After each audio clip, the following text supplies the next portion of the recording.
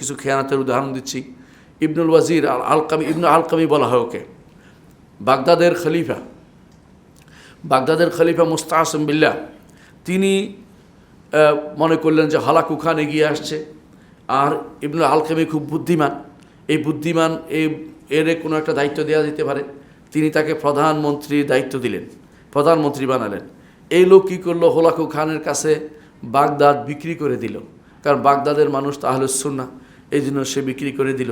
এমনকি সে খলিফাতুল মুসলিমিনকে পর্যন্ত বিক্রি করে দিল, যে সেখানে নিয়ে গেল। খলিফাতুল মুসলিম বলে, আপনি তো সরাসরি গেলে অসুবিধা হবে, সরাসরি গেলে আপনাকে পথে মেরে ফেলবে, আপনি বস্তার ভিতরে ঢুকুন, আপনাকে বস্তার ভিতর দিয়ে আমি টেনে নিয়ে যাব, মুখ খোলা রাখবো, ওখানে গেলে আমি হঠাৎ করে হোলাকুর সামনে আপনাকে দাঁড় করা দেব।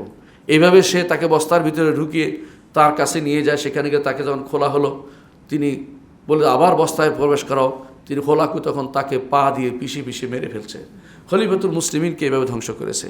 সেদিন তাকে ধ্বংস করার পরে হোলাকু বাগদাদ সম্পূর্ণরূপে হলাকু খান তার বাহিনীর জন্য উন্মুক্ত করে দিল। সেই দিন ইমাম ইবনে কাসির রহমতুল্লাহ আলাইহি বলেন, সেই দিন 1,00,000 বা 18,000, 1,18,000 লোক মেরে ফেলছে, 1,18,000 লোককে মেরেছে। তারপর অন্য বর্ণনায় আসছে না 2 লাখ লোককে সে মেরেছিল ওই দিন।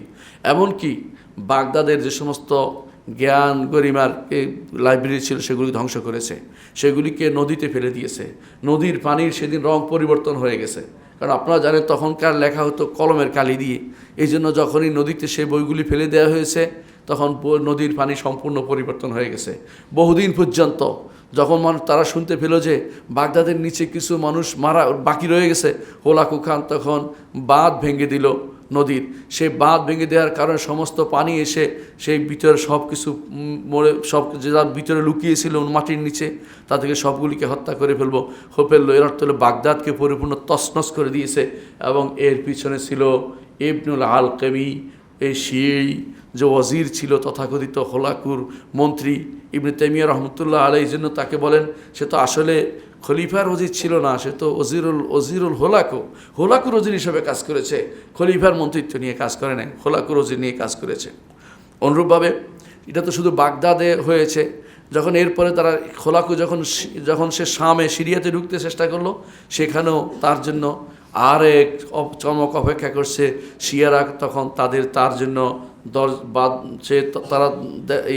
তাদের নগরের দরজা খুলে দিল, আর সেখানেও সে শত শত হাজার হাজার লোককে সে হত্যা করলো। এভাবে হলব যখন ছিল আলেপ্পো, সেখানে যখন ঢুকলো, সেখানেও তারা হত্যার কর্মকাণ্ড পরিচালনা করেছে। এরপরে তারা চেষ্টা করেছে এদের থেকে বাঁচার জন্য। যখন সালাউদ্দিন আইয়ুবী রহমতুল্লাহ আলাইহি এই ফাতেমিদেরকে তাড়িয়ে যখন মিশরকে তার কবজা করেন, এবং তার হাতে আল্লাহ তাআলা এই ইমামের হাতে, এই মহান ব্যক্তির হাতে আল্লাহ তাআলা এই বাইতুল মাকদেস বিজয় দিলেন, এবং মুসলিমরা আবার বাইতুল মাকদেস, সুন্নিরা আহলুস সুন্নাহ ওয়াল জামাত যখন বাইতুল মাকদেসকে আবার তাদের হাতে পেল, এই সময়ে সালাউদ্দিন আইয়ুবীকে তারা হত্যা করার ষড়যন্ত্র নিল এবং বিভিন্নভাবে তার বিরুদ্ধে কাজ করলো, এবং তাকে বিভিন্নভাবে তাকে পেরেশানিতে নিযুক্ত করলো। এরপর দেখা যায় যে তারা বিভিন্ন সময়ে মুসলিম বিশ্বের জন্য শুধু বিপদ আর বিপদে ডেকে এনেছে। আমরা কয়েকটা উদাহরণ শুধুমাত্র দিলাম, আরও কয়েকটা উদাহরণ আপনাদেরকে উল্লেখ করতে চাই। আপনারা জানেন যে এই মুসলিম বিশ্বে বর্তমানে এখনও 2টা শ্রেণী কাজ করছে।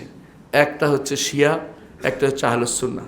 মুসলিমদের 2টা শ্রেণী বিভক্ত হয়েই আছে অলরেডি।